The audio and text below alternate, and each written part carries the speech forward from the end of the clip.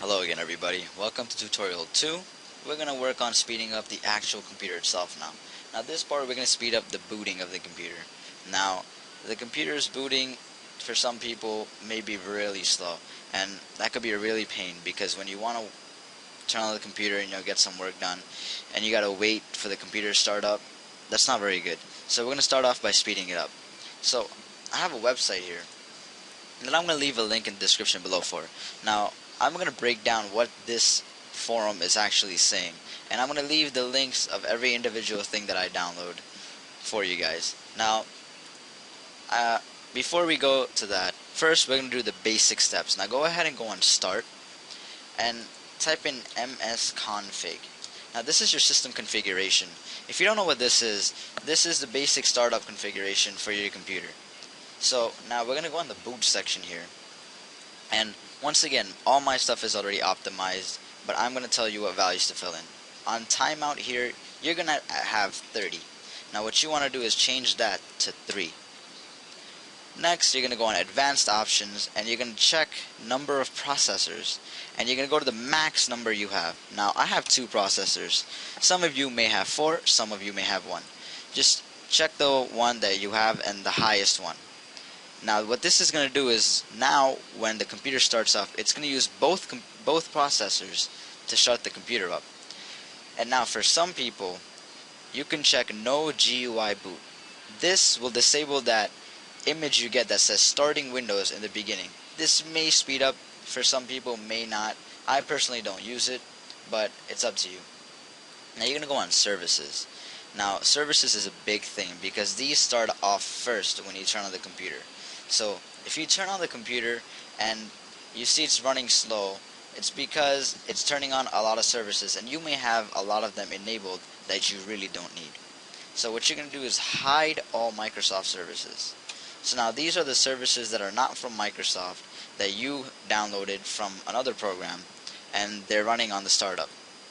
Now if you have an antivirus such as McAfee or Avast or Avira or AVG, keep their services on, and try to keep on your iTunes services if you use your iPod, or any other services that you know that program you use frequently. Everything else, go ahead and disable it. Like the Adobe Acrobat update service, I really don't need that right now. If I want an update, I'll find it myself. And any other service that you can disable. Now be careful not to disable anything important, because on your next computer startup, that certain program won't work and it'll tell you that the service is disabled, and it'll let you start it. So when you see that, you can come back to the settings and turn that service on. Now we're going to go to the startup tab. This is a big thing. I don't have anything started up here. All I'm starting up is my antivirus.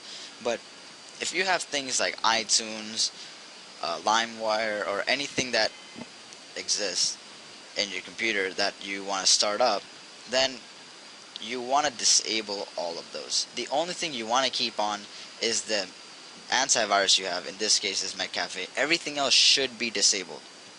Now you're not disabling the program from running, you're just stopping it from running on startup, because that's not the one you want to use on startup right now.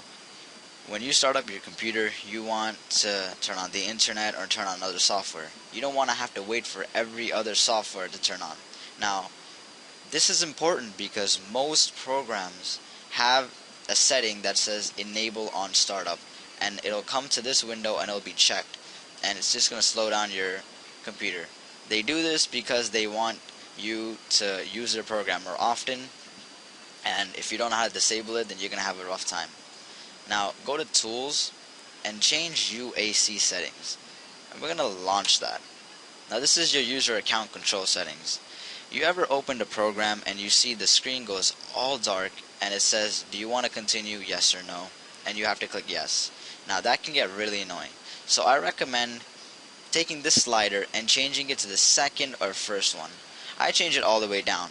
Now if you don't know the computer inside out and you know that you can get attacked by a virus, then you might as well change it to the second one. This one won't make the screen go dark, but it'll still tell you the yes or no command.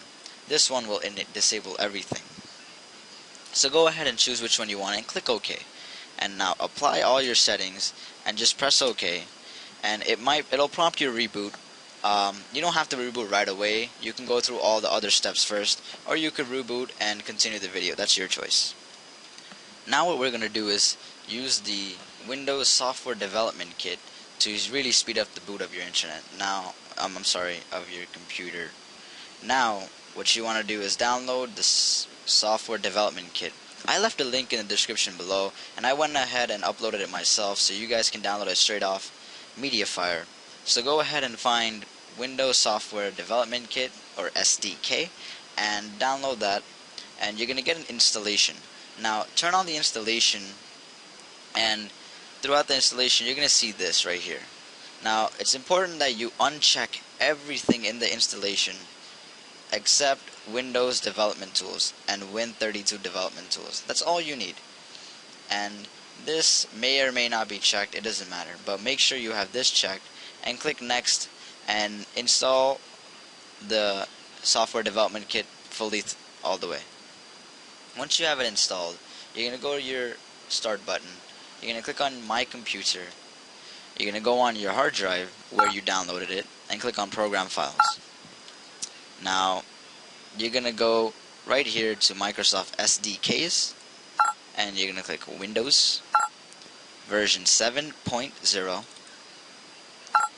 BIN, and in this you're going to see a lot of files. Now, I'm going to sort the files by type.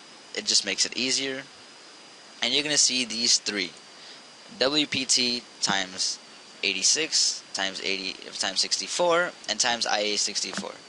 86 represents the 32-bit operating system, 64-bit, and IA64, which I'm really not quite sure of. Now, install the one that applies to your computer. I run a 32-bit, so I'm going to go ahead and download the WPT times 86. For a 64-bit computer, download the times 64, and for the others, download IA64. Once you have those downloaded, you're not going to see any difference in the computer. But what you're going to want to do now is go on to Start and type in CMD. Now, just keep that open for now. We're not going to use it just yet. Now, go ahead down to the description files and download the 3 Windows updates I gave you guys. These are 3 updates that the Windows doesn't automatically give you that you can download, and this is to speed up the boot of Windows 7. These were made to speed up Windows 7 booting. You could find it in the link I sent you over here. It gives in more depth on what these 3 updates do. Once you download those 3 updates, don't reboot your computer, but come back to the command prompt, and you're going to type in a few commands.